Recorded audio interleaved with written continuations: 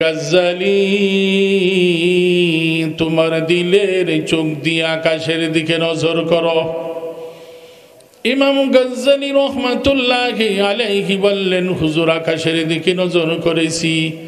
কয় তুমি কিছু দেখতে পাওনি? কয় হ হুজুর, প্রথম আকাশের উপরে আল্লাহ পাকের যত মাখলুক আছে, সৃষ্টি আছে, জমিনে বসে বসে আমি সব দেখতে পাচ্ছি। শেখ এবার বললেন, গাজ্জালি তুমি আরো উপরের দিকে তাকাও। ইমাম গাজ্জালি বললেন, আমি উপরের দিকে তাকায়া দ্বিতীয় আকাশের সব মাখলুকগুলা দেখতে পেলাম। শেখ বলেন, তুমি আরো উপরের দিকে তাকাও। এবার আমি তৃতীয় আকাশের সব মাখলুকগুলা দেখতে পাচ্ছি। এইভাবে করতে করতে আমি সপ্তম আকাশ পর্যন্ত চলে গেলাম। আমার শেখ বললেন, গাজ্জালি রে আরো উপরের দিকে তাকাও। তখন আমি আরশের দিকে তাকাইলাম। মহান রব্বুল আলামিনের আরশ এবং কুরসি আমি জমিনে বসে বসে দেখতে পেলাম। হযরত জিবরাইল আলাইহিস সালাতু ওয়াস সালাম নবীজিকে নিয়ে যখন মেরাজে গমন করলেন, চতুর্থ আকাশ পর্যন্ত গেলেন। ওই জায়গায় সিদরাতুল মুনতাহা পর্যন্ত আল্লাহর নবীকে সঙ্গী হইয়া নিয়ে গেলেন। হুজুর বললেন, জিবরাইল আরো উপরে চলো। কয় না হুজুর, আমি উপরে যেতে পারবো না, আমার যাওয়ার অনুমতি নাই। আমি যদি সামান্য একটু চেষ্টা করে আল্লাহ পাকের নূরে আমি পরে সরকার হয়ে যাব। এই পর্যন্তই আমার সীমানা, এখন আপনার একা একা যেতে হবে। নবীজি সেখান থেকে আরশ মহল্লা পর্যন্ত একা একা গেলেন। জিবরাইল সেখানে রয়ে গেলেন। তো জিবরাইল চতুর্থ আকাশের উপরে যেতে পারেন না, কিন্তু একজন মানুষকে আল্লাহ এত ক্ষমতা দিয়েছেন, ওই ব্যক্তি যদি ঈমানের আমলের উপর থাকে, ওই ব্যক্তি চতুর্থ আকাশ নয়, মহান রব্বুল আলামিনের আরশ মহল্লা পর্যন্ত ভ্রমণ করতে পারে। আলহামদুলিল্লাহ। জুবদাহের মাঠ ফুরকানিয়া কওমি মাদ্রাসা লিল্লা বোর্ডিং ও এতিমখানার হাফেজ ছাত্রদের পাগড়ি প্রদান উপলক্ষে 29তম বার্ষিক ওয়াজ মাহফিলের সম্মানিত সভাপতি আলহাজ হজরত মাওলানা আকরাম হুসাইন সাহেব মোহতামিম, জামিয়া মোহাম্মদিয়া শামসুল উলুম মাদ্রাসা শিবচর ও পৃষ্ঠপোষক অত্র মাদ্রাসা, ইতিমধ্যেই তিনি বয়ান করে আমাদের মাঝ থেকে বিদায় নিয়ে গেলেন। আল্লাহ রাব্বুল আলামিন তার হায়াতের ভিতর বরকত দান করুক। মুআজ্জিন উলামায়ে কেরাম, দূর দূরান্ত থেকে আগত দিনদার পরহেজগার মুত্তাকি ভাইরা, পর্দার আড়ালের মা ও বোনেরা, মহান রব্বুল আলামিনের দরবারে লাখো কোটি শুকর, যিনি আমাদেরকে রাত প্রায় 11টা বাজতে চলেছে, এই শীতের রজনীতে এত রাত পর্যন্ত কোরআন ও হাদিসের মজলিসে আল্লাহর রসুলকে রাজি খুশি করার উদ্দেশ্যে ধৈর্য সহকারে বসার তৌফিক দান করেছেন। সবাই শুকরিয়া আদায় করি আলহামদুলিল্লাহ। আল্লাহ পাক আপনাদের সকলকে আখেরি মোনাজাতে অংশগ্রহণ করে বিদায় গ্রহণ করার তৌফিক দান করুক। আপনারা যে দীর্ঘ সময় যাবৎ এখানে বসা আছেন, আপনাদের লাভ হয়েছে না ক্ষতি হয়েছে? কি লাভ হয়েছে জানেন? আপনাদের প্রথম যে লাভটি হয়েছে, বাড়ির থেকে যখনই রওনা করেছেন তখন আল্লাহ পাক আপনাদের সগীরা গুনাহ সব মাফ করে দিয়েছেন। আবার প্রতিটি কদমে কদমে নেকিও লিখে দিয়েছেন। যতক্ষণ বসা আছেন আল্লাহ রাব্বুল আলামিন প্রতি মুহূর্তে মুহূর্তে আপনাদের মর্যাদাকে বাড়াইয়া দিচ্ছেন। শুধু তাই নয়, দুনিয়ার রাজনৈতিক কোনো মিটিং হলে, মিছিল হলে থাকে পুলিশ, ঠিক না বেঠিক? পুলিশও সামাল দিতে পারে না, হয় মারামারি। পুলিশের সাথে হয় ধাওয়া পাল্টা দেওয়া। আর আপনারা এখানে শত শত মানুষ বসা আছেন, কোন রকমের বিশৃঙ্খলা আছে? হইচই নাই, বিশৃঙ্খলা নাই, আওয়াজ নাই। কারণ আপনারা এসেছেন আল্লাহর জন্য, ঠিক না বেঠিক? এবং এই প্যান্ডেলের চতুর্পার্শ্বে পুলিশি দায়িত্ব পালন করতেছেন আল্লাহ পাকের রহমতের ফেরেশতা। এই রহমতের ফেরেশতারা কিন্তু বন্দুক রাইফেল নিয়ে দাঁড়ায় না, তারা দাঁড়িয়ে আছে আপনাদের পাহারায়।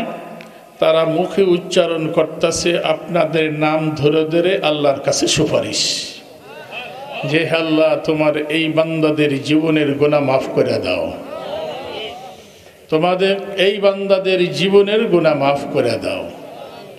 যতক্ষণ এই মজলিস চলবে ফেরেশতাদের দোয়াও ততক্ষণ চলতে থাকবে। মজলিস যখন শেষ হবে ফেরেশতারা আল্লাহ তাআলার কাছে আপনাদের প্রত্যেকের লিস্ট আপনাদের আমল সহকারে জমা প্রদান করবেন। আল্লাহ জানেন, তারপরে জিজ্ঞেস করবেন, হে ফেরেশতা এরা কারা?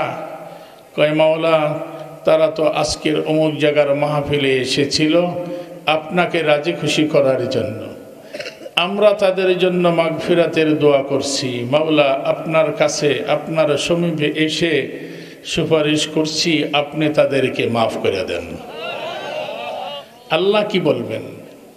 আল্লাহ তখন ওই ফেরেশতাদেরকে বলবেন, হে ফেরেশতারা তোমরা সাক্ষী থাকো, আমি এদেরকে মাফ করে দিলাম। বিশাল বড় পুরস্কার, কি বলেন? এর চেয়ে বড় পুরস্কার আর কি হতে পারে? যে আল্লাহ আমাদেরকে ক্ষমা করে দিবেন, এটা তো আমাদের জন্য অনেক বড় পুরস্কার। আর যাদের ক্ষমা হয়ে যাবে তাদের জন্য আল্লাহ বিশাল বড় পুরস্কার রাখছেন কিয়ামতের দিন। সেই পুরস্কার আমাদের ডান হাতে দিবেন। সেই পুরস্কারটার নাম কি? জান্নাত। জোরে বলেন, নাম কি? জান্নাত। সেই জান্নাত পাওয়ার জন্যই তো আমাদের এই কষ্ট করে এই মাহফিলে বসে থাকা, ঠিক না বেঠিক? জান্নাত চাই তো আমরা। কে কে চান জান্নাত? দেখি হাতগুলো। মাশাআল্লাহ। হে আল্লাহ সবার হাত কবুল করো, সবাইকে বিনা হিসাবে জান্নাত দিয়ে দাও। মাশাআল্লাহ মাশাআল্লাহ। ভাইরা আমার, আমি কোরআনী কারীমের এক আয়াত আপনাদের সম্মুখে তিলাওয়াত করেছি, আর হুজুরে পাক সাল্লাল্লাহু আলাইহি ওয়াসাল্লামের ছোট্ট একখানা হাদিসও পাঠ করেছি। এর আলোকেই কিছু কথা বলে শেষ করে দেব ইনশাআল্লাহ। ধৈর্য সহকারে শুনবেন তো? কি বলেন? রাত অনেক হয়ে গেছে। আরে এখন তো পোলাপানে মোবাইল টিপতে টিপতে সারা রাইতেই কাটাই দেয়, ঠিক না? 11টা তো তাদের কাছে কোনো রাইতেই না, এরা তো ঘুম আসে 2টার পর। আল্লাহ। তো ভাইরা আমার, আমরা কিন্তু এক সময় এই পৃথিবীতে ছিলাম না, আবারও একটা সময় আসতেছে আমরা থাকবও না। এ কথা সত্য না মিথ্যা? এখানে বহু মুরব্বীরা আছেন, তাদের বাবা নাই মা নাই, তারা কিন্তু এক সময় আমাদের মতন ছিলেন। অনেক বাচ্চারা আছেন, তাদের দাদা দাদি নাই, নানা নানি নাই, এক সময় কিন্তু ছিল তারা। আমরাও বহু মানুষের জানাজা পড়েছি, তারাও এক সময় আমাদের মতন এরকম শিশু ছিল, কিশোর ছিল, যুবক ছিল, বিরুদ্ধ হয়েছে, কবরের যাত্রী হয়ে চলে গেছে। আমাদের জন্য সেই সময় আসতেছে। এটা যে আসবে এর মাঝে কোনো রকমের সন্দেহ নাই। পৃথিবীর বহু কিছুর মধ্যে সন্দেহ করা যায়, কিন্তু মৃত্যুর ব্যাপারে কোনো রকমের সন্দেহ নাই।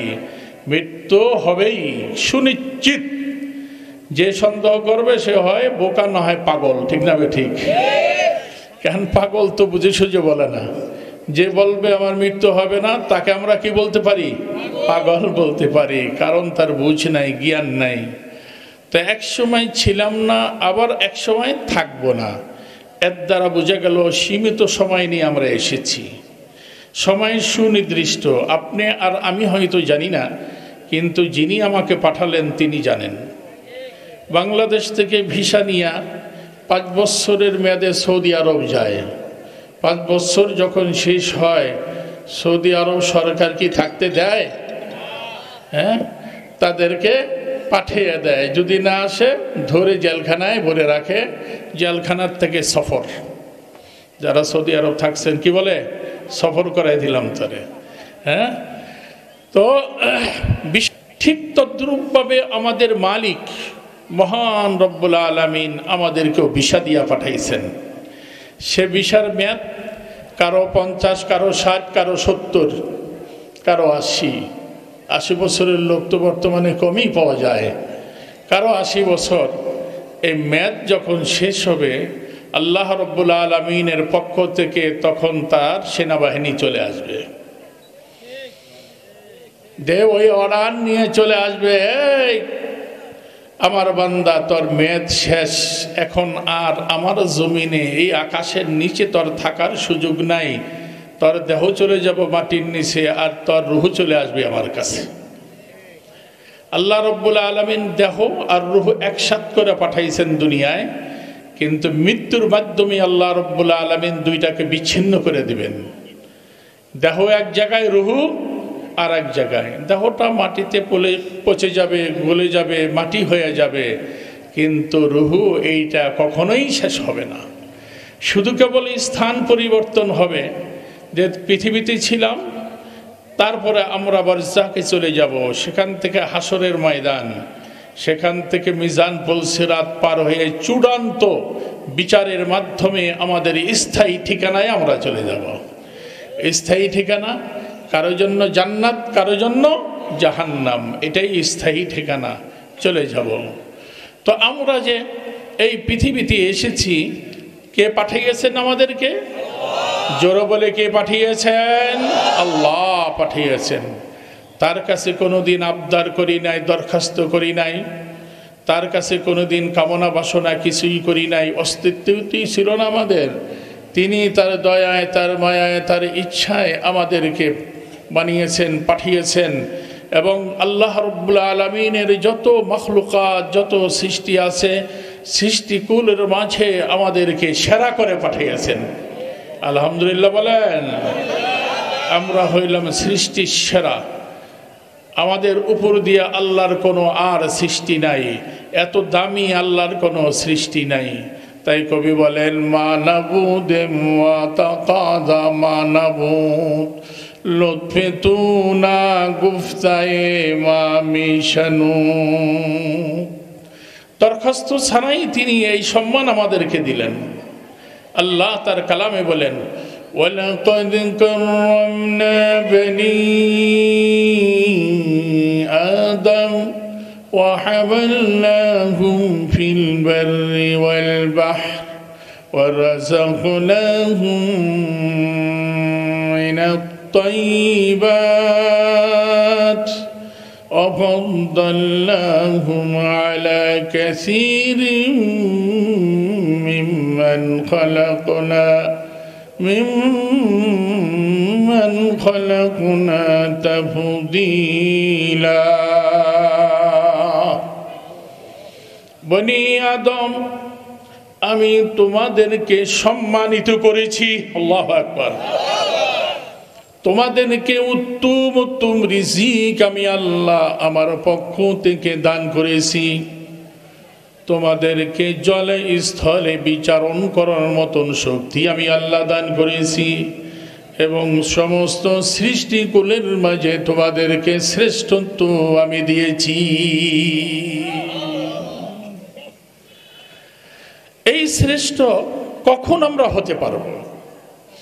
আল্লাহ যখন পাঠাইলেন, সাথে সাথে আমাদের জন্য একটি নীতিমালাও পাঠিয়েছেন। সুবহানাল্লাহ বলেন।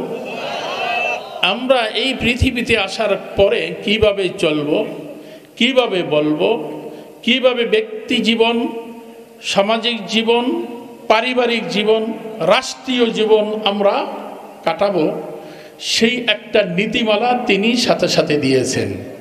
সেই নীতিমালার নাম আল কোরআন। জোরে বলেন, সেই নীতিমালার নাম। নীতিমালা তো আমরা বুঝবো না, এই জন্য আল্লাহ রাব্বুল আলামিন বুঝানোর জন্য আমাদের নবী, আখরি নবী মুহাম্মদুর রাসূলুল্লাহ সাল্লাল্লাহু আলাইহি ওয়াসাল্লামকেও পাঠিয়েছেন। যারা ছিলেন তাদেরকে প্রশিক্ষণ দিয়েছেন যে এটা এইভাবে বাস্তবায়ন করতে হবে। সাল্লু কামা রাআইতুমুনি উসাল্লি, তোমরা নামাজ পড়ো আমার নামাজ দেখে দেখে, আমার নামাজ দেখে নামাজ শিখো, সেইভাবে তোমরা নামাজ পড়ো। এই নীতিমালা কে দিয়েছেন? আল্লাহ। প্রশিক্ষণ কে দিয়েছেন? আমাদের নবী মুহাম্মদুর রাসূলুল্লাহ সাল্লাল্লাহু আলাইহি ওয়াসাল্লাম দিয়েছেন সেই নীতিমালা, যার নাম আল কোরআনুল কারীম। তো কোরআন এটা আমাদের দরকার আছে কি নাই? কোরআন পাঠদান করা হয় কোন জায়গায়? মাদ্রাসায়। শিক্ষা দেওয়া হয় কোন জায়গায়? মাদ্রাসায়। নবী পৃথিবীতে স্কুল কলেজ ইউনিভার্সিটি কায়েম করেছেন না মাদ্রাসা কায়েম করেছেন? সেই মাদ্রাসার সিলেবাস ছিল এই কোরআন আর নবীর হাদিস। কোরআন আর নবীর হাদিস ছিল সেই সিলেবাস। আর নবী শিক্ষা লাভ করেছেন যেই মাদ্রাসায় এই কোরআন, যার সূচনা হয়েছিল হেরা গুহায়, ওইটাই ছিল এই আখরি নবী মুহাম্মদুর রাসূলুল্লাহ সাল্লাল্লাহু আলাইহি ওয়াসাল্লামের জীবনের প্রথম মাদ্রাসা। সুবহানাল্লাহ বলেন। সেখান থেকে তিনি লাভ করতে শুরু করেছেন এই কোরআন। তিনি এই কোরআন আল্লাহর কাছ থেকে শিখেছেন। নবীর ওস্তাদ কে? জোরে বলেন কে? আল্লাহ। নবীর ওস্তাদ স্বয়ং কে? আল্লাহর কাছ থেকে মাধ্যম হয়ে নিয়ে এসেছেন জিবরাইল আলাইহিস সালাতু ওয়াস সালাম। ঠিক না ঠিক? কিন্তু জিবরাইল নবীর উস্তাদ নয়। নবীর উস্তাদ কে? আল্লাহ। আল্লাহর কাছ থেকে এই কোরআন মাধ্যম হয়ে জিবরাইল নিয়ে নবীর কাছে পৌঁছে দিয়েছেন। তো জিবরাইল মাধ্যম আর আল্লাহ হলেন স্বয়ং নবীর উস্তাদ। সুবহানাল্লাহ বলেন। আল্লাহ তাকে শিক্ষা দিয়েছেন। সময় লেগেছে কয় বছর জানেন? দীর্ঘ 23 বছর। কয় বছর? নবী যে কোরআন শিখেছেন কয় বছর সময় লেগেছে? দীর্ঘ 23 বছর লেগেছে। নবীর উসিলায় আল্লাহ রাব্বুল আলামিন আমাদেরকে কত রহমত আল্লাহ দিয়েছেন। ছোট্ট একটি বাচ্চা, এমনও বাচ্চা আছে যারা 1 বছরে পুরা কোরআন শরীফ মুখস্থ করে ফেলে। স্বাভাবিকভাবে যদি কেউ পড়ে তাহলে 3 বছরে কোরআন মুখস্থ হয়ে যায়। সুবহানাল্লাহ বলেন। আর আমাদের এই বাংলাদেশের উপর আল্লাহ পাকের কি রহমত। বাংলাদেশি ছেলেরা যাদের ভাষা হলো বাংলা, তারা এই আরবি কোরআন শেখে মুখস্থ করে সারা পৃথিবীর মাঝে প্রতিযোগিতা দিয়ে 1 নম্বর 2 নম্বর 3 নম্বরের পুরস্কার নিয়ে আসে। যেখানে কোরআন অবতীর্ণ হলো সেই সৌদি আরব, তারাও এই বাঙালি ছেলেদের কাছে তেলাওয়াতে পারে না। তারাও যে পুরস্কার পায় না সেই পুরস্কার ছিনিয়ে নিয়ে আসে আমাদের এই বাংলাদেশি ছেলেরা, এই হাফেজে কোরআনরা। এই জন্য আমরা শুকরিয়া আদায় করি আলহামদুলিল্লাহ। এই কোরআনের শিক্ষালয় যতদিন পর্যন্ত চালু থাকবে পৃথিবীতে, ততদিন পর্যন্ত পৃথিবীটা ঠিক থাকবে। এই শিক্ষা বন্ধ হয়ে যাবে, আল্লাহ এই পৃথিবীকে ধ্বংস করে দিবেন। আমি যে হাদিসখানা পাঠ করেছি, হাদিসে নবী বলেন, লা তাকুমুস সাআ হাত্তা ইউকালা ফিল আরদি আল্লাহ আল্লাহ।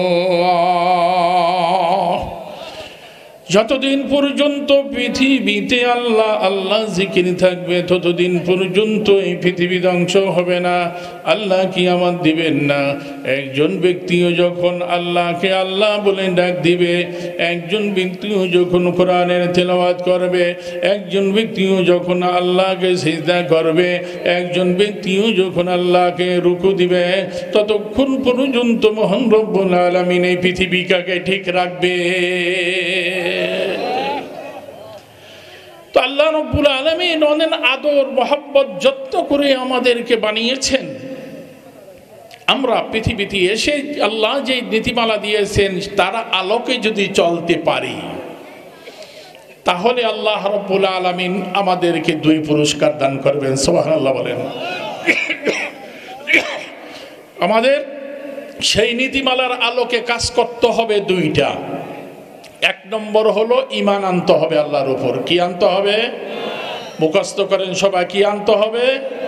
জোরে বলেন সবাই, কি আনতে হবে? ঈমান। ঈমান কি জিনিস?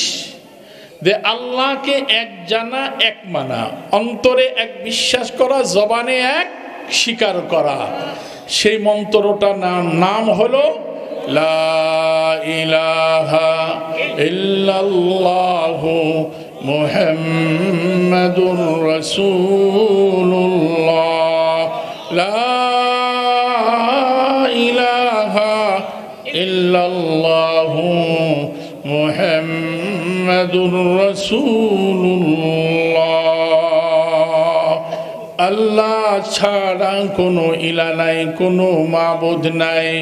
মুহাম্মদ সাল্লাল্লাহু আলাইহি ওয়াসাল্লাম আল্লাহ পাকের বান্দা, আল্লাহ পাকের রাসূল। এই ঈমান অনেক দামি, অনেক দামি। পৃথিবীর চাইতেও বেশি দামি হলো ঈমান।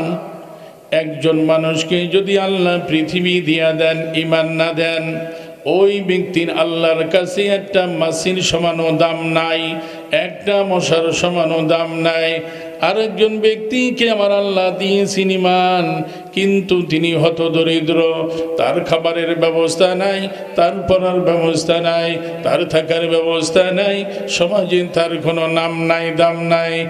এই ব্যক্তির সম্মান মহান রব্বুল আলামিনের কাছে অনেক, কারণ তার অন্তরের ভিতর কি আছে?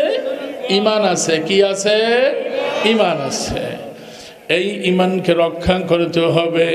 ঈমান আনলেই হবে না, তাকে রক্ষা করতে হবে। সম্পদ যত দামি হয় তাকে বেশি পাহারা দিতে হয়, ঠিক না বেঠিক?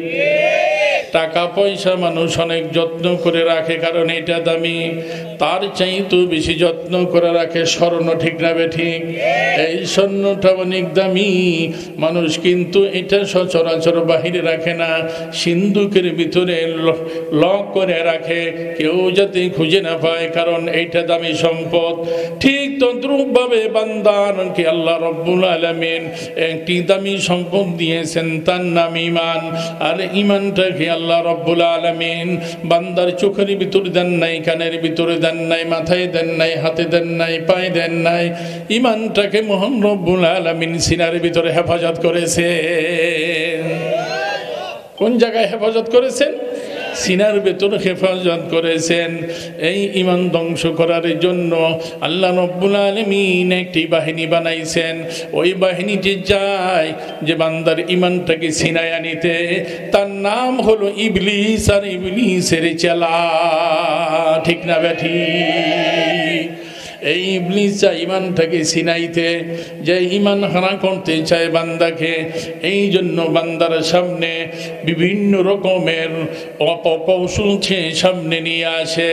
কখনো বান্দার সামনে শিরিক নিয়ে আসে, কখনো বান্দার সামনে ঈমান বিধ্বংসী আমল নিয়ে আসে।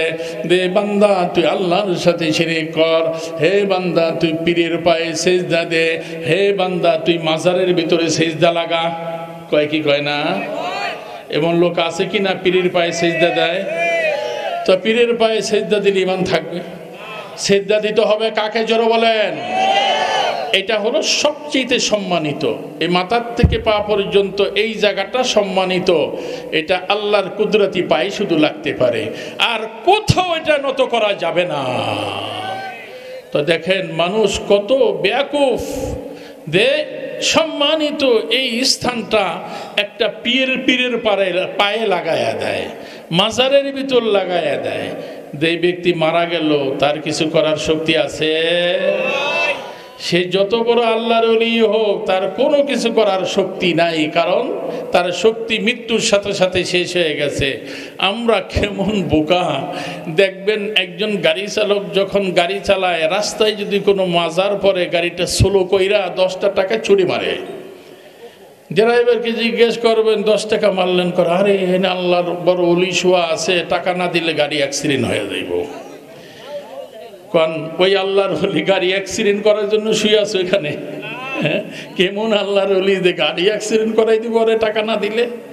এটা হলো আমাদের বদ ধারণা, এটার নামেই শিরক। এর দ্বারাই ঈমান ধ্বংস হয়ে যায়, ঈমান নষ্ট হয়ে যায়। পীরের পূজা করা যাবে না, তাদের অনুসরণ করা যাবে, ভালো কাজের অনুসরণ করা যাবে, পূজা করা যাবে না। মাজারে গিয়ে সেজদা দেওয়া যাবে? সেজদা যাওয়া যাবে না। সেজদা কাকে দিবেন? আল্লাহকে দিবেন। এই ঈমান রক্ষা করার জন্য যদি আমার সম্পদ শেষ হয়ে যায়, শেষ করে দিতে হবে। আমাকে যদি আমার বাড়ির থেকে, দেশ থেকে কেউ উচ্ছেদ করে দেয়, তাও আমি মেনে নিব। এমনকি আমার জীবনও যদি চলে যায়, তা দেওয়ার জন্য প্রস্তুত থাকব। কিন্তু আমি ঈমান এক মুহূর্তের জন্য কাউকে দিতে রাজি হব না।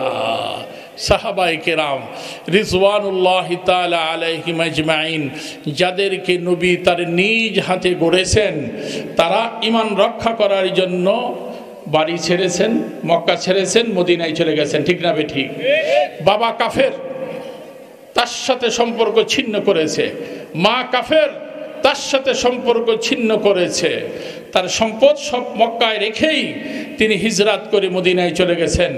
স্ত্রী মুসলমান হয় নাই, তাকে রেখেই চলে গেছেন। সন্তান মুসলমান হয় নাই, তাদেরকে রেখেই চলে গেছেন।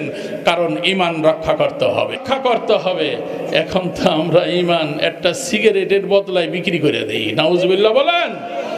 এমন লোক আছে কিনা? দেখবেন, এটা বুঝবেন যখন নির্বাচন আইতেছে, নির্বাচন তখন বুঝবেন। রাতের গভীরে গিয়ে এক প্যাকেট সিগারেট ধরাই দিয়ে আসে, আর ভোটটা আন্দা কুন্দা মেরে দেয়। তখন এটা আমল নষ্ট হলো, ঈমান নষ্ট হলো। এই ভোট আমানত, যাকে ইচ্ছা তাকে দেওয়া যাবে না, তাহলে আমানতের খেয়ানত হলো। মুরব্বীরা কথা কি বুঝে আসে? যাকে ইচ্ছা তাকে দেওয়া যাবে না। যে সবচেয়ে ভালো মানুষ, যার দ্বারা দেশ ও দশের উপকার হবে, তাকে দিতে হবে। সে আপনাকে সিগারেট দিক বা না দিক, চা খাওয়াক বা না খাওয়াক, তাকেই দিতে হবে। তো ঈমান রক্ষা করার জন্য রাজি আছি তো? কে কে ঈমান রক্ষা করবো? হাত তুলি। আল্লাহ সকলের হাতকে কবুল করো। ঈমানের হালাতে তাদের মৃত্যু পর্যন্ত থাকার তৌফিক দান করো। 2 নম্বর আরেকটি কাজ হলো আমল। আরেকটি কাজ কি? আমল। এই আমল তরুতা যখন হবে, শক্তিশালী যখন হবে, ঈমানটা তখন শক্তিশালী হবে। আমল যখন দুর্বল, ঈমানও তখন কি হয়ে যায়? দুর্বল হয়ে যায়। আমরা মুমিন, ঈমান এনেছি ঠিক, কিন্তু নামাজ পড়তে চাই না। কি না? নামাজ পড়তে চাই না। ঈমান এনেছি ঠিক, রমজান মাস আইলে তখন রোজা করতে চাই না। ঈমান এনেছি ঠিক, বহু মানুষের উপর হজ ফরজ হয়ে গেছে, টাকা খরচ হবে দেখে হজ করি না। বহু মানুষের উপর কোরবানি ওয়াজিব হয়ে গেছে, কোরবানির গরু কিনতে টাকা লাগবে, এই জন্য কোরবানিটা দেই না। জাকাত ফরজ হয়ে গেছে, জাকাতের 40 ভাগের 1 ভাগ গরিব মিসকিনকে দিতে হবে, এই হিসাব করে তখন আর জাকাত দেই না। এর দ্বারা কি আমল শক্তিশালী হয় না দুর্বল হয়? আমল দুর্বল হয়ে যায়। ঈমান আর আমল যেই ব্যক্তির ভিতর মজবুত থাকবে, তাকে আল্লাহ রাব্বুল আলামিন ফেরেশতার চাইতেও আরো বেশি সম্মানিত করবেন। সুবহানাল্লাহ বলেন। ইমাম গাজ্জালি রহমতুল্লাহি আলাইহির নাম শুনছেন নি কেউ? অনেক বড় মুহাদ্দিস ছিলেন, মুফাসসির ছিলেন এবং বুজুর্গ ছিলেন। ইমাম গাজ্জালির একজন পীর ছিলেন, সেই পীরের নাম হলো শায়েখ ওসমান হারুনি। কি বললাম? শায়েখ ওসমান হারুনি। এই ইমাম গাজ্জালির পীর। দুইজনে একদিন গভীর রাতে তাহাজ্জুদ আদায় করে, আল্লাহ পাকের জিকির করে একসাথে বসছেন মুরাকাবায়। মুরাকাবা কাকে বলে? এই চোখ বন্ধ করে আল্লাহ পাকের ধ্যান করা, আখেরাতের ধ্যান করা, মৃত্যুর ধ্যান করা, কবরের ধ্যান করা, এটাকে বলা হয় কি? মুরাকাবা। কিছুক্ষণ মুরাকাবা বসার পরে ইমাম গাজ্জালির যে পীর সাহেব, তিনি তাকে জিজ্ঞেস করলেন, গাজ্জালি, তোমার চর্মচোখ খোলা না বন্ধ? কয় চর্মচোখ তো হুজুর বন্ধ। কয় দিলের চোখের অবস্থা কি? আমাদের যেরকম 2টা চর্মচোখ আছে, দিলেরও কি আছে? চোখ আছে। কয় হুজুর, আমার দিলের চোখ খুলে গেছে। সুবহানাল্লাহ বলেন। কয় গাজ্জালি, তোমার দিলের চোখ দিয়ে আকাশের দিকে নজর করো। ইমাম গাজ্জালি রহমাতুল্লাহি আলাইহি বললেন, হুজুর আকাশের দিকে নজর করেছি। কয় তুমি কিছু দেখতে পাওনি? কয় হ হুজুর, প্রথম আকাশের উপরে আল্লাহ পাকের যত মাখলুক আছে, সৃষ্টি আছে, জমিনে বসে বসে আমি সব দেখতে পাচ্ছি। শেখ এবার বললেন, গজ্জালি তুমি আরো উপরের দিকে তাকাও। ইমাম গজ্জালি বললেন, আমি উপরের দিকে তাকায়া দ্বিতীয় আকাশের সব মাখলুকগুলো দেখতে পেলাম। শেখ বলেন, তুমি আরো উপরের দিকে তাকাও। এবার আমি তৃতীয় আকাশের সব মাখলুকগুলো দেখতে পাচ্ছি। এইভাবে করতে করতে আমি সপ্তম আকাশ পর্যন্ত চলে গেলাম। আমার শেখ বললেন, গজ্জালি রে আরো উপরের দিকে তাকাও। তখন আমি আরশের দিকে তাকাইলাম। মহান রব্বুল আলামিনের আরশ এবং কুরসি আমি জমিনে বসে বসে দেখতে পেলাম। হযরত জিবরাইল আলাইহিস সালাতু ওয়াস সালাম নবীজিকে নিয়ে যখন মেরাজে গমন করলেন, চতুর্থ আকাশ পর্যন্ত গেলেন। ওই জায়গায় সিদরাতুল মুনতাহা পর্যন্ত আল্লাহর নবীকে সঙ্গী হইয়া নিয়ে গেলেন। হুজুর বললেন, জিবরাইল আরো উপরে চলো। কয় না হুজুর, আমি উপরে যেতে পারবো না, আমার যাওয়ার অনুমতি নাই। আমি যদি সামান্য একটু চেষ্টা করে আল্লাহ পাকের নূরে আমি পরে সরকার হয়ে যাব। এই পর্যন্তই আমার সীমানা, এখন আপনার একা একা যেতে হবে।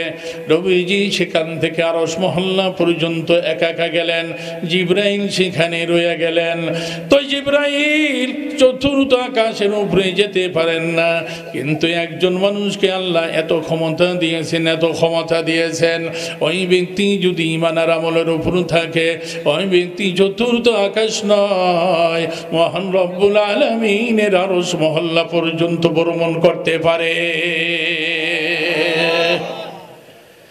এই সম্মান কে দিয়েছেন? মানুষ যদি ইচ্ছা করে তাহলে ফিরিস্তার চাইতেও বেশি সম্মানিত হতে পারে। এক আল্লাহর ওলি রাস্তা দিয়ে যাচ্ছেন, সরু রাস্তা, দুই দিকে খেত, মাঝখান দিয়ে আলটা ছোট হয় না বড় হয়? সরু হয় না? খুব সরু। তিনি তাড়াহুড়া করে যাচ্ছেন, মসজিদে গিয়ে নামাজের জামাত ধরবেন।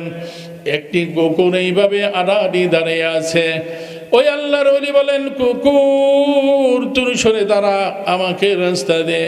আমি যদি নিচে নামি আমার কাপড় নষ্ট হয়ে যাবে, পানি আর কাদা আছে দুই দিকে, তুই সরে দাঁড়া। মহান রব্বুল আলামিন কুকুরের জবান খুলে দিলেন।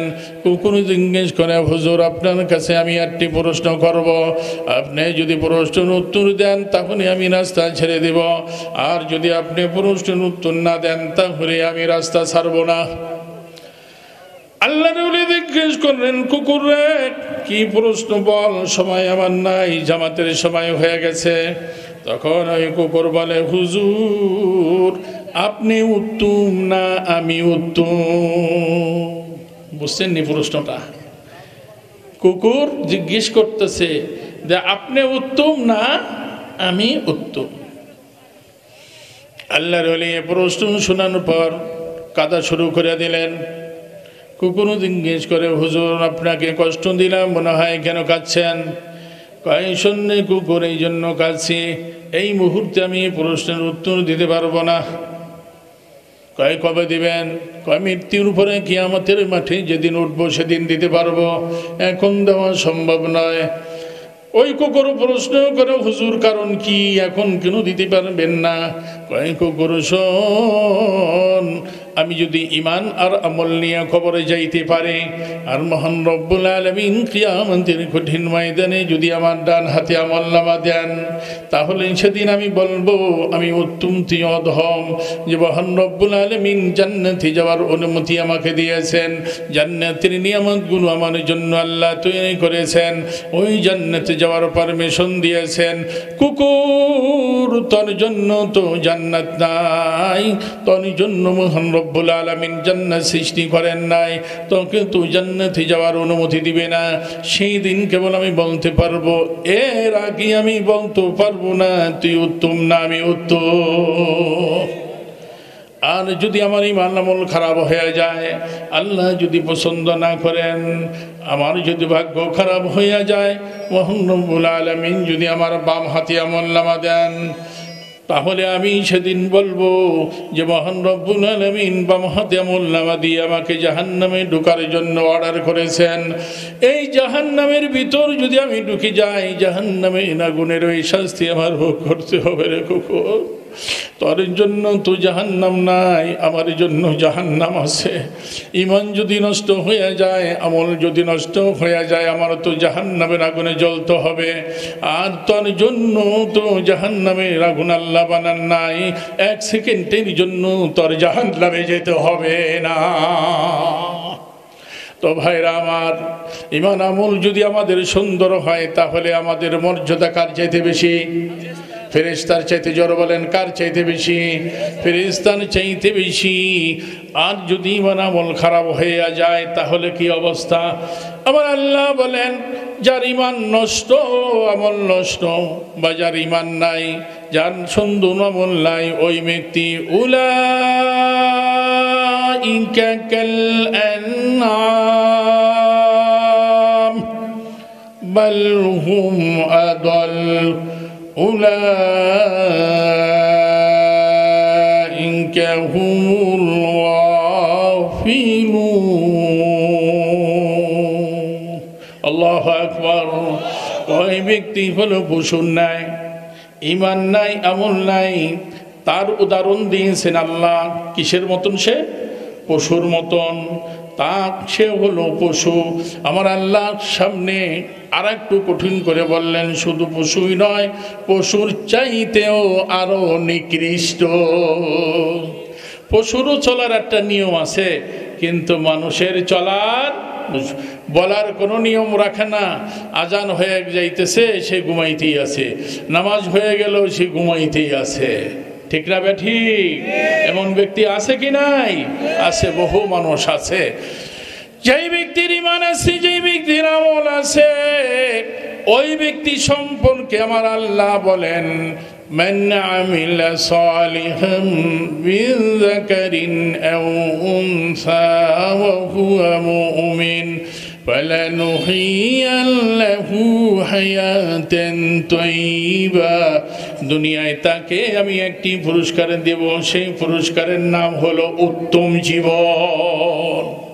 কি জীবন? উত্তম জীবন। ওই ব্যক্তি ঈমানের আমল করার দ্বারা পৃথিবীর কোনো মানুষকে কোনোদিন কষ্ট দেয় না। ঈমানওয়ালা মানুষ কাউকে কষ্ট দেয় না, ভালো আমলওয়ালা মানুষ কাউকে কষ্ট দেয় না। শুধু মানুষকে নয়, কোনো পশুকেও কষ্ট দেয় না, কোনো পাখিকেও কষ্ট দেয় না। সে একটি গাছের পাতা অযথা সে গাছ থেকে ছেড়ে না। আমার নবী বলেন, আল মুসলিমু মান সালিমাল মুসলিমুনা মিন লিসানিহি ওয়া ইয়াদি। সবচেয়ে উত্তম মুসলমান, পরিপূর্ণ মুসলমান ওই ব্যক্তি যে ব্যক্তির জবান আর হাত থেকে অন্য মুসলমান নিরাপদে থাকে। আমরা যার একটু ক্ষমতা আছে, যার একটু পয়সা আছে, যার পিছে কয়েকজন জনগণ আছে, তার অত্যাচারে সাধারণ মানুষ অতিষ্ঠ। ঠিক না বেঠি? অত্যাচারী কোনোদিন ভালো মুসলমান হতে পারে না। অত্যাচারী কোনোদিন সে আদর্শ মুসলমান হতে পারে না। তার সাথে আল্লাহ পাকের যুদ্ধ। অত্যাচারীর সাথে কার যুদ্ধ? আল্লাহ পাকের যুদ্ধ। কিছু টাকা দিছে, বাবারে, তার ক্ষমতাকে দেখে। কিছু জনশক্তি দিছে, তার ক্ষমতাকে দেখে। শরীরে একটু শক্তি আছে, তার অবস্থা কে দেখে মানুষ, সাধারণ মানুষ তার অত্যাচার নির্যাতনে একেবারে বিপর্যস্ত হয়ে পড়ে। আল্লাহ বলেন, হে বান্দা, টাকা মালিক আমি তোকে দিয়েছি কিছুদিনের জন্য। ঠিক না ঠিক? এই তোকে শক্তিওয়ালা দেহটা আমি দিয়েছি, এটা তোর না। জনগণ তার আগে পিছে চলে, এটা ক্ষমতা আমি দিয়েছি। তোকে বিভিন্ন পদ পদবি আমি দিয়েছি, শিক্ষাগত যোগ্যতা আমি দিয়েছি, সম্মান আমি দিয়েছি। মুহূর্তের ভিতরে আমি ছিনিয়ে নিতে পারি। ঠিক না বেঠি? বহু রাজা বাদশারা সকালবেলার রাজা, বিকালবেলার ফকির হয়েছে কি হয় নাই? 9 বছর দেশ শাসন করে 5 বছর জেল খাটছে আমাদের দেশে, এমন আসেনি প্রেসিডেন্ট? কি নাম কন্ত? হ্যাঁ মাশাআল্লাহ, মুখস্থ আছে সবার। 9 বছর দেখেন কত দাপট তার। আবার 5 বছর কি ছিল? জেলখানার কয়েদি ছিল কি ছিল না? এটা কে করছেন? ক্ষমতা কে দিয়েছিলেন? সিনায় নিয়েছেন কে? কাজে ক্ষমতা পাইয়া জমিনের উপর ঢপ ঢপ করে সিনা উঁচু করে গর্ব সহকারে হাঁটা, এটা কিন্তু আল্লাহ পছন্দ করেন না। আমার আল্লাহ কি বলেন শুনেন, ওয়ালা তামশি ফিল আরদি মারহা ইন্নাকা লান তাখরিকাল আরদা ওয়া লান তাবলুগাল জিবালা তুলা।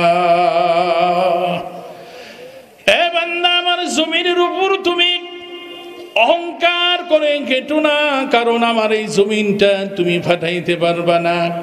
আর সিনা টান করে চেহারা মোচন করে তুমি হাঁটো না। আমি বিশাল বিশাল উঁচু উঁচু পাহাড় বানাইছি, ওই পাহাড়ের শৃঙ্গ পর্যন্ত তোমার মাথাটা ঠেকাইতে পারবা না। জমিনের ভিতর তুমি হাঁটো বিনয় ভাব নিয়ে, নিজেকে ছোট মনে করে হাঁটো। মান তাওয়াযা লিল্লাহি রাফাআহুল্লাহ। নবীজি বলেন যে তাকে ছোট মনে করে বিনয় ভাব নিয়ে যে চলে, মহান রব্বুল আলামিন তার মর্যাদা আস্তে আস্তে বাড়ায়া দেন। তো ঈমান আর আমল যদি থাকে, আল্লাহ রব্বুল আলামিন তাকে উত্তম জীবন দান করবেন।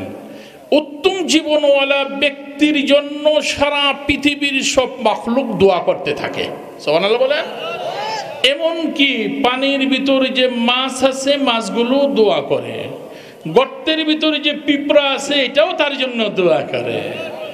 এমন ব্যক্তিটা যখন মারা যায়, তখন মানুষ তার জন্য কাঁদে, ঠিক না বেঠি? আর জালেম যখন মারা যায়, মানুষ শুকরিয়া আদায় করে, ইন্না লিল্লাহ না বইলা কয় আলহামদুলিল্লাহ। এই কয় কি কয় না? ইন্না লিল্লাহ কয় না, আল্লাহ আবার অত্যাচার থেকে আমাকে বাঁচাইছে, এই জন্য আল্লাহ শুকরিয়া আদায় করলাম, আলহামদুলিল্লাহ। আর অত্যাচারী জালেম যখন মারা যায়, তখন মানুষ আলহামদুলিল্লাহ পড়ে। পক্ষান্তরে একজন ঈমানওয়ালা আমনওয়ালা নেককার লোক যখন মারা যায়, মানুষ তখন ইন্না লিল্লাহ পড়ে কাঁদে, ঠিক না বেঠি? আল্লাহ বলেন শুধু কেবল মানুষই কাঁদে না, তার জন্য জমিন কাঁদে, আকাশ কাঁদে, সমস্ত মাখলুকাত তার জন্য কাঁদে। আমরা যখন দুনিয়ায় আসছি মায়ের পেট থেকে, সবাই কিন্তু কাঁদতে কাঁদতে আসছি, ঠিক না বেঠি? সবাই কেঁদেছে। কেউ যদি না কাঁদে, ডাক্তারের কাছে নিলে গুতাইয়া গুতাইয়া কান্নার আওয়াজ বাইর করায়। কান্নার আওয়াজ যদি না হয়, ওটা বিকলঙ্গ হয়ে যাবে। এই জন্য আল্লাহ কুদরতিভাবে বান্দার জন্মের সাথে কান্নার একটা সম্পর্ক করে দিছে। হে বান্দা, দুনিয়ায় কিন্তু হাসার জায়গা না, কাদার জায়গা। ফালিয়াদহাকু কালিলাম ওয়ালিয়াবকু কাসীরা, কোরআনের আয়াত। আল্লাহ বলেন বেশি কাঁদো, কম হাসো। এখানে বেশি হাসলে দিল মরে যায়, বেশি হাসলে দিল মরে যায়। হাসো কম, কাঁদো বেশি। আল্লাহ প্রশিক্ষণ দেওয়াই দিলেন। দুনিয়ায় যখন আসলাম, হাসতে হাসতে আসছে কেউ, সবাই কি করে আসে? কাঁদতে কাঁদতে আসে। বাচ্চার কান্নার আওয়াজ শুনে আশেপাশের মানুষেরা বুঝতে পারে এই বাড়িতে নতুন এক বাচ্চা আসছে, ঠিক না বেটি? বাচ্চার কান্না আর বড় মাসের কান্নার ভিতর পার্থক্য আছে কি নাই?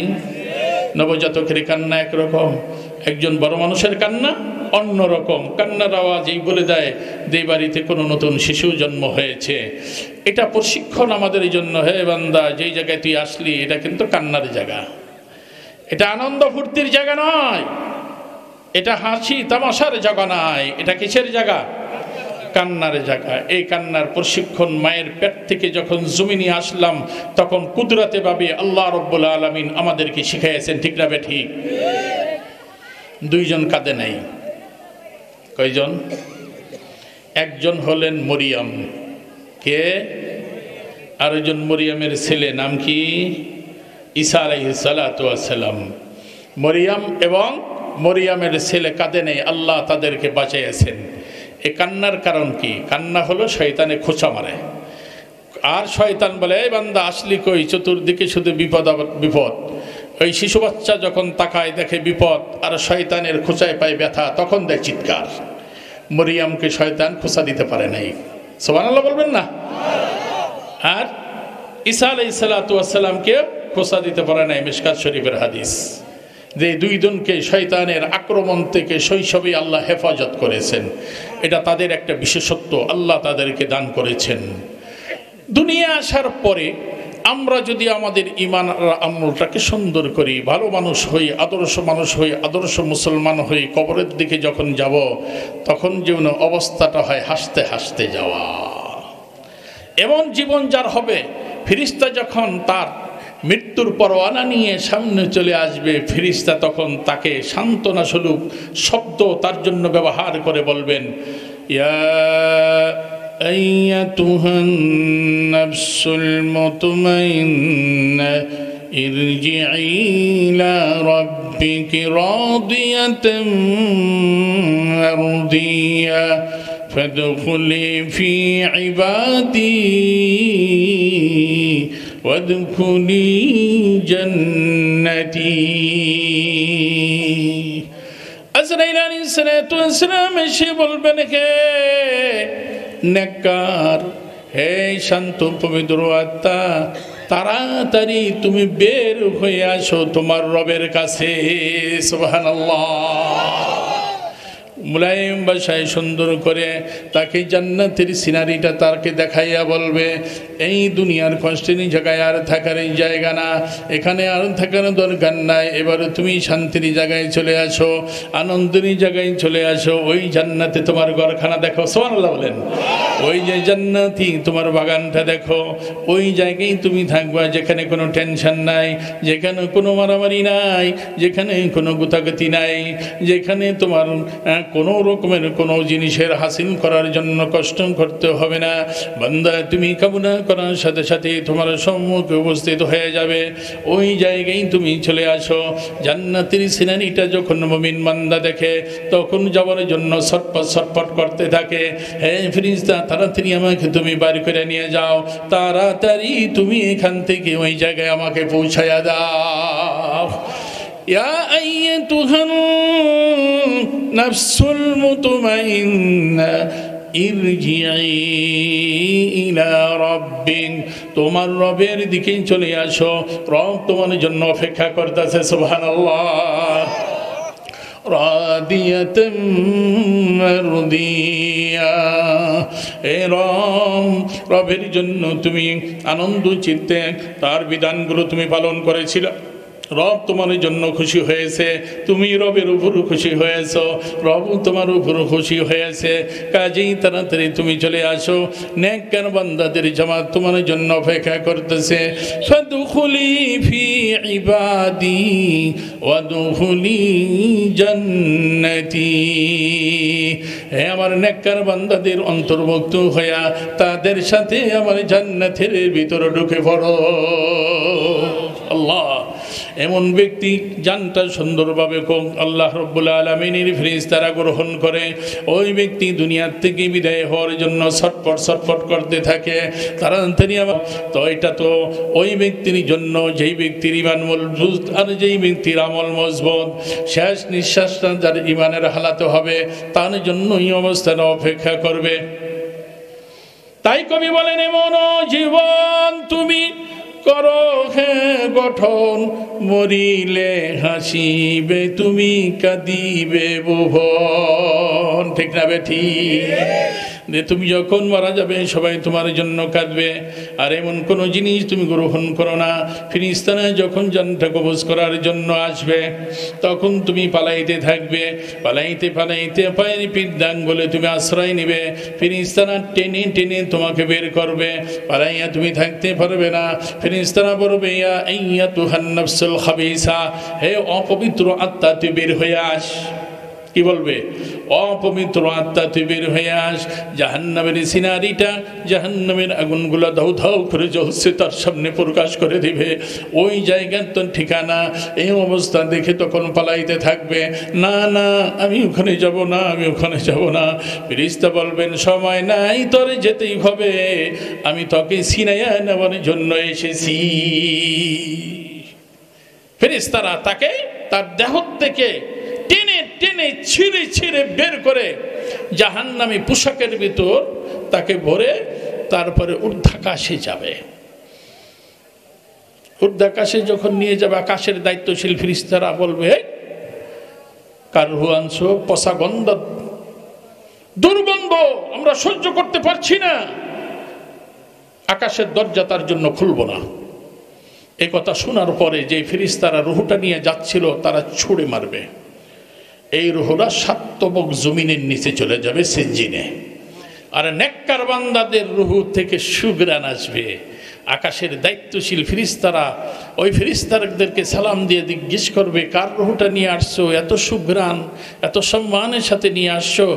অমুক ব্যক্তির ছেলে অমুক ব্যক্তির রূহ নিয়ে আসছি। আমরা তাদেরকে সালাম জানাই, আকাশের গেট তাদের জন্য খুলে দেওয়া হবে, প্রত্যেকটা গেট খুলে দেওয়া হবে, তাদের স্থান হবে ইল্লিনে জান্নাতে। সকলে বলি সুবহানাল্লাহ। তো আমাদের কাজ কয়টা? 2টা। এক ঈমান, 2 নম্বর কি? আমল। পুরস্কার পাবো 2টা। একটা হলো উত্তম জিন্দগি আল্লাহ দিয়ে দিবেন। কি জিন্দগি দিবেন? উত্তম জিন্দগি আল্লাহ রাব্বুল আলামিন দিবেন।